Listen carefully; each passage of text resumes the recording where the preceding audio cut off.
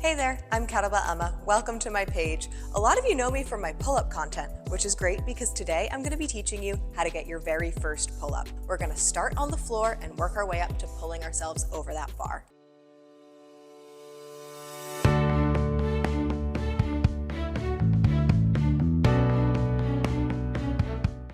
Before you get up to the bar, you want to start working on a hollowed out body position from the floor. We can do this in a forearm plank and on our back. So let's start with that forearm plank. What I want you to do is get railroad track forearms, meaning we want them parallel to each other. And you're going to get your elbows right underneath your shoulders and you can make fists. From here, kick your legs back and have your feet about as wide as your pelvis. And then I want you to pull up on your elbows as you press back on your heels. And then watch my pelvis here. Tuck your tailbone under, slightly hollowing out the body. Think of shortening the area between your ribs and your pelvis on the front of the body, engaging the abs.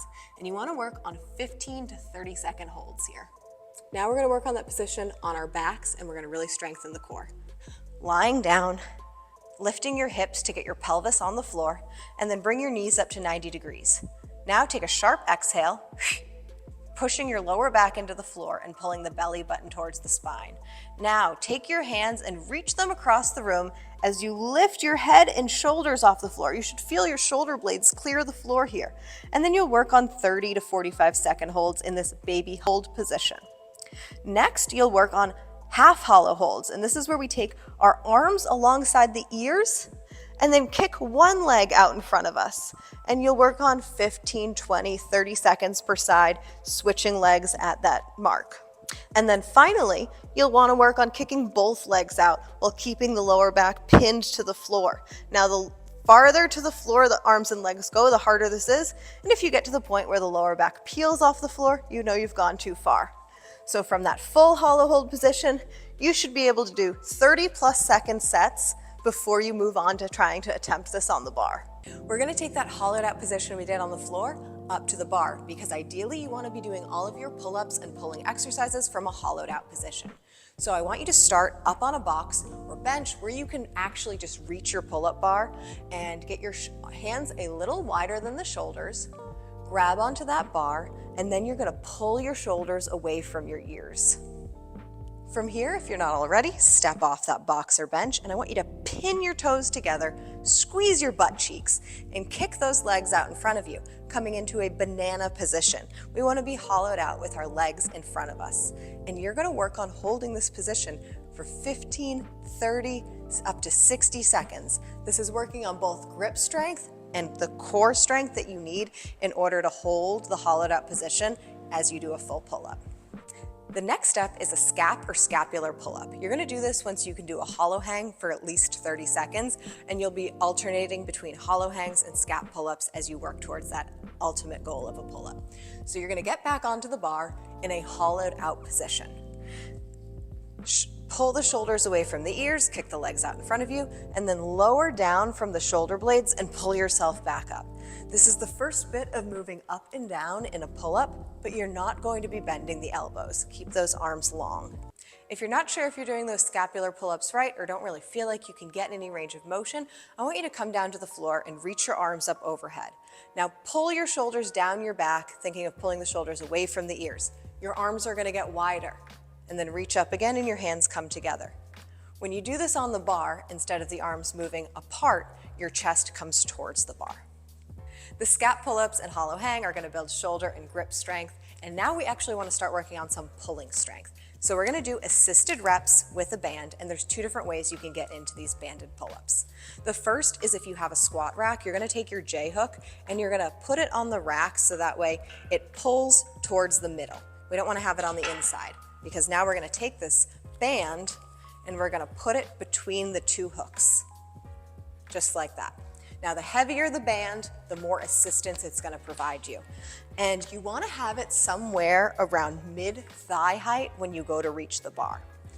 From here, you're going to get on that bar, stepping into the band, be careful, and then you're going to notice it supports you. You're going to bring those feet together, and I want you to try to hollow out the body as much as possible, and then pull yourself towards the bar and come down. And by having this extra assistance at your feet, you're going to be able to get a whole lot more pulling reps than you could have without it. Now the other way you can do this is on just any pull-up bar. This is great if you're at home. You're gonna put the pull-up band over the bar. We're gonna loop it through and pull down on it. Now this one's a little tricky. You gotta pull down really hard on the band and get one foot into it. Then get your hands up on that bar, and if you want, you can get the other foot. And I really like this variation because it's very easy to keep the hollowed out position. And then once again, pull yourself up to the bar. No matter which version you pick, think of coming up fast, aiming to get your chest to the bar, and keeping your shoulders away from the ears through the entire rep.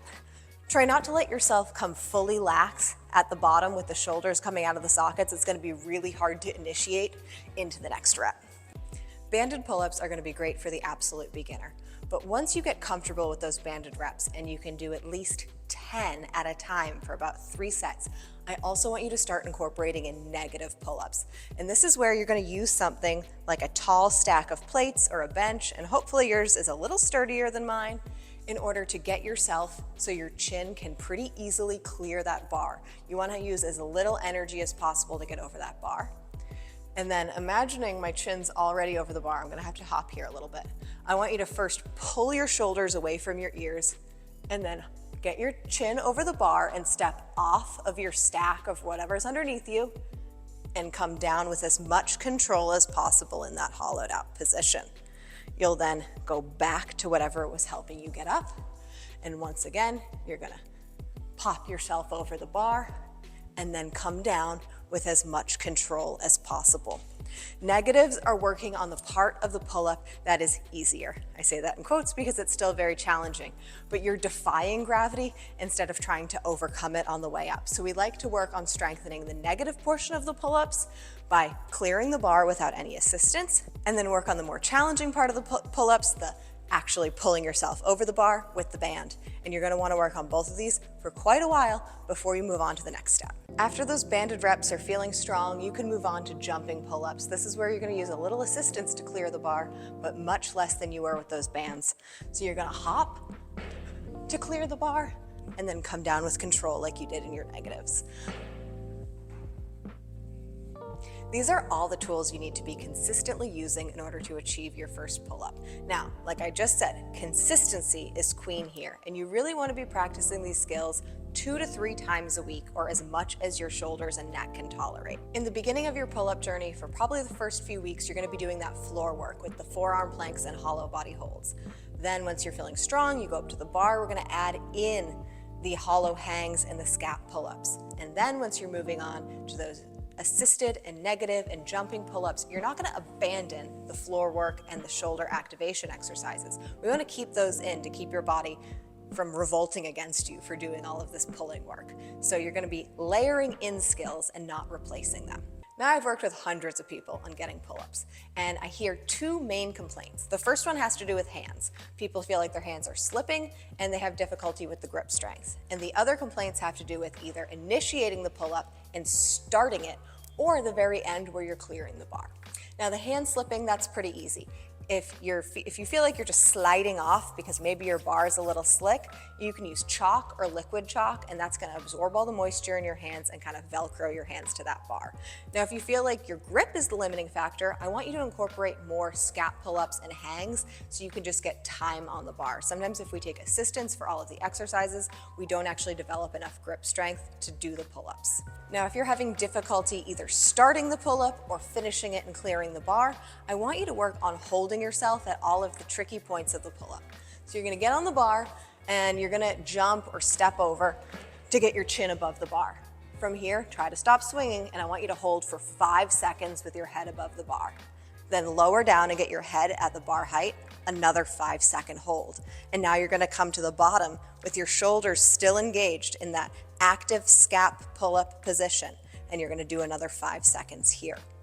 And by doing sets of those as well as your negatives and your jumping and assisted pull-ups, you're really gonna move the needle if you feel like you're stuck and you're almost there with your first pull-up.